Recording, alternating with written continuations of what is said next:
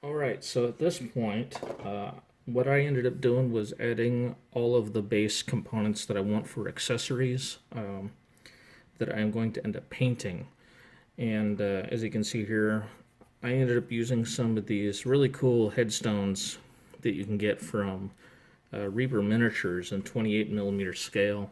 I also went outside the box and there's a from Skullforge Scenics, Land of the Dead Ruined Shrine. I also played around with another one from them called Land of the Dead Ruined Crypt.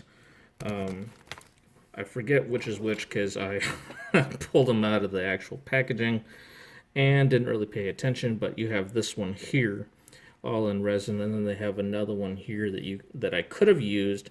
However, I didn't choose to use this one simply because it could not fit on the base. I also went through and my deadwood pile that I have, and you can see I have all sorts of pieces. And I ended up cutting down one just to kind of create a tree here on the side and kind of break up this empty space in the model. And then I also did the same thing on this side here, where to fill in a gap, and then also just to kind of give a little bit more woodland feel surrounding the model itself. I then also went through and this, what I'm calling iron rot fence. Those are actually a series of arrows on a sprue that came out of the Gargant's box, and I decided to go ahead and cut them down and leave the sprue on, and it looks kind of like a makeshift chain link fence. I also did it on this side here. Now you can see this base is pretty big, and I don't want to add anything else to the actual base itself anymore. The reason why is because you don't want the base to be too cluttered. You want it to give kind of a story, but you don't want to overload it to the point where your eyeballs are going to be spazzing all over this model, and it also detract from the model itself.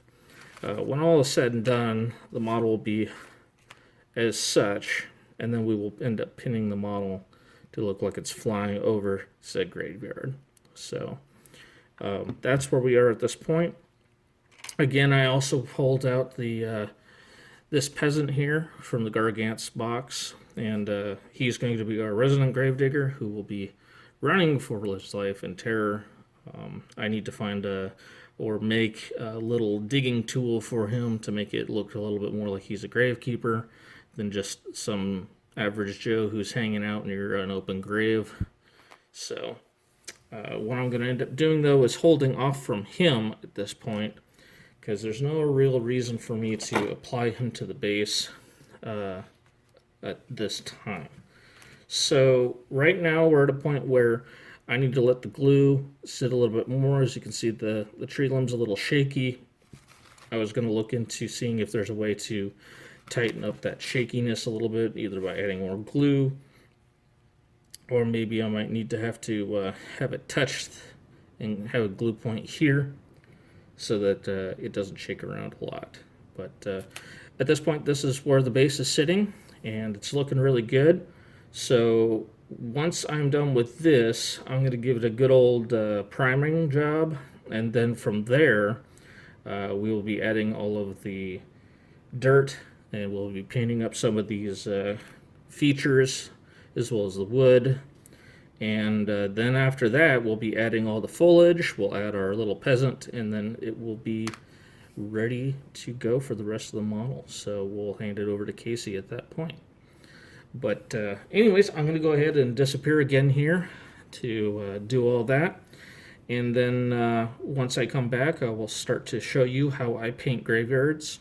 I'm going to go ahead and show you how to paint open graves, how I do dirt, and then as well as how I do iron rot fences, how I paint the wood, and then of course I'm going to show you how to add foliage and everything. So anyways, so that's a lot of stuff that we have to still cover. So I would say at this point we're about 50% done with the base, and this is where all the fun parts come, so in my opinion. And I will get back to you as soon as I am done priming it.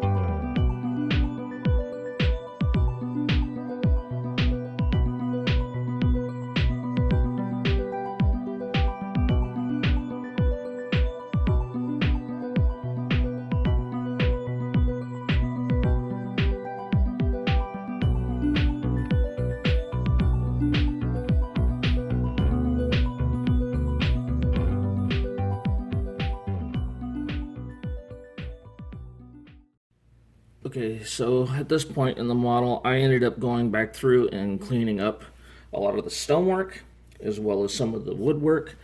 I need to go back over and re-highlight some of these pieces of the wood itself, especially some of the underbark that's showing. And then I need to go back through, I need to add some washes to some of the gold pieces, and then I'm going to go ahead and start to age them through a series of washes and nitrile oxide from Games Workshop, which will give them kind of a weathered bronze look.